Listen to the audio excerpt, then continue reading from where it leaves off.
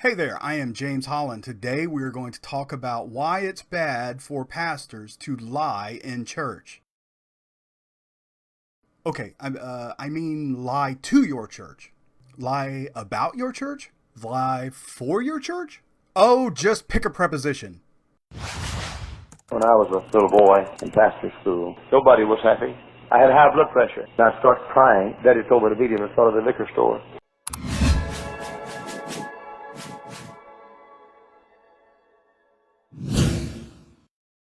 Hey, I want to remind you to leave a comment, and at the end, I'll give you some ideas for some comments you can leave. Beedo, beedo, beedo, beedo. Okay, although I am using hyperbole, and what I'm saying is kind of tongue-in-cheek, what I'm saying may offend your firmly held theological views, or how you personally feel like you need to speak to your own church. As always, listen to God. And even if it does offend you, do like you do with most books and podcasts. Eat the bones, spit out the fish. And even if it does brush up against your convictions, I'm going to ask you not to run and hide. So, I would bet $1.05 that any pastor who's gotten up and spoken publicly in front of his or her own church has at one time maybe possibly told a lie. It could be intentionally. More than likely, it's unintentionally. And I'll have to Google it, but I'm pretty sure there's something in the Ten Commandments about doing that. And if you think about it, you know people don't like to be lied to. Okay, this is pretty easy to explain. We love to talk about our church in terms of who we are. We say things like, we are a church that seeks Jesus. We do this to describe ourselves, but also to get people to catch our vision and to buy in. We want people to take a hold of our vision. I'll have what she's having.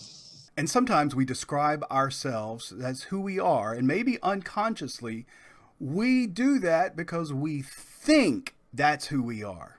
Or, rightly or wrongly, we believe that if we describe ourselves a certain way enough times and we do it in faith, we will eventually become what we are describing. Perhaps this falls under the theology of name it and claim it. If I say we are a giving church, then we'll become a giving church. But there is a certain type of small dishonesty in doing that. For instance, saying we are all about discipleship and claiming it still requires leaders to, actually do something. And therein lies the problem. It's not who we are, it's who we want to be. Simply put, in trying to cast vision, we're saying what we want to be, but not actually who we are. And there's a difference. Okay, so what are some of the lies? We're a diverse church.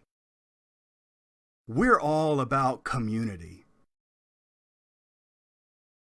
We're a friendly church. We are all about the youth.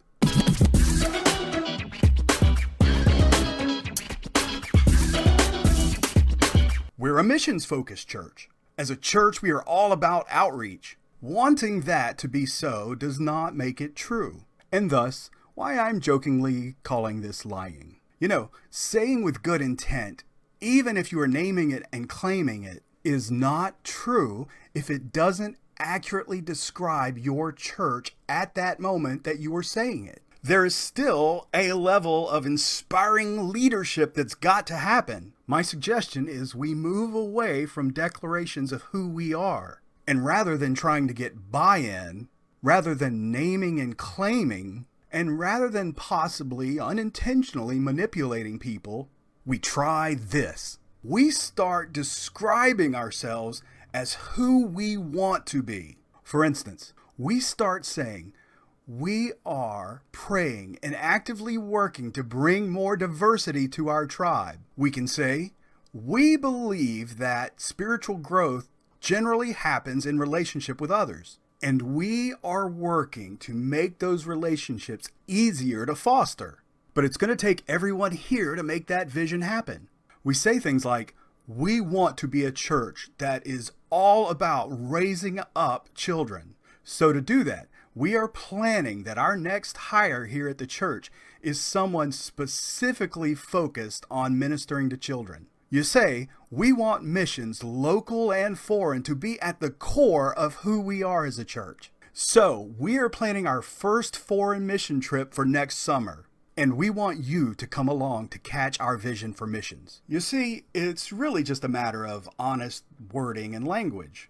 But, when we say we are a church that's all about outreach, and then people look around and don't see outreach happening regularly, then we as leaders lose a certain degree of credibility.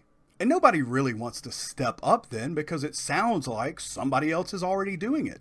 I mean, if we're all about it, clearly somebody's doing it. So what we're saying is we're not really all about outreach. What we're saying is we like the idea of outreach.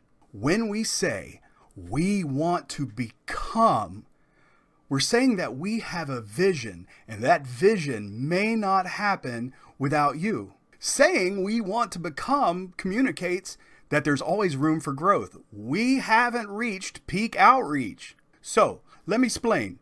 No, there is too much. Let me sum up.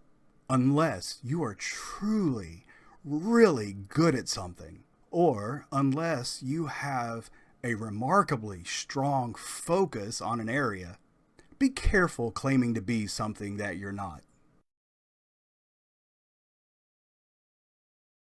I am strongly encouraging you to cast a compelling vision to your church, saying, this is who we want to become. And rather than sounding like someone's already doing it, communicate that there is work to be done. Try it. Transform yourself from this is who we are to this is who we're becoming. So using that definition, if you have ever lied in church, leave a comment. Tell us what the lie was. Tell us what you really meant to say. Hey, leave a comment if you've ever heard a church declare itself to be something and they clearly weren't. And tell us what it was. As always, don't name names.